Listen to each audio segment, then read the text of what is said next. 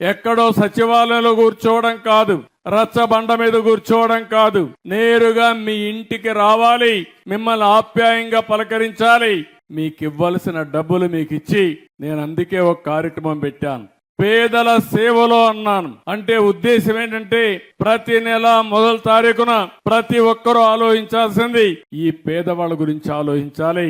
వాళ్ళు ఆలోచించడం అంటే వారి ఇంటికి వచ్చి వారి కష్టాలు చూస్తే వాడు పడే కష్టాలు మనకు అర్థమవుతాయి. దానివల్ల ఇంకా బాగా చేసే అవకాశం వస్తుందని చెప్పి కూడా నేను మీకు తెలియజేస్తున్నా.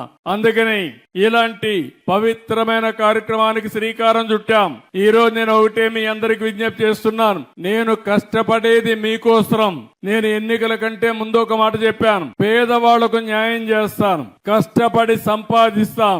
కష్టపడి సంపాదన చేయాలంటే అభివృద్ధి జరగాలి, సంపద సృష్టించాలి, దానివల్ల ఆదాయం పెరుగుతుంది. పెరిగిన ఆదాయాన్ని మళ్ళీ ఈ పేదవాళ్ళకు ఖర్చు పెట్టడానికి నేను నిరంతరం శ్రద్ధగా ఉంటాను, నిరంతరం శ్రమిస్తానని చెప్పి మరొక్కసారి మీ అందరికి హామీ ఇస్తున్నా.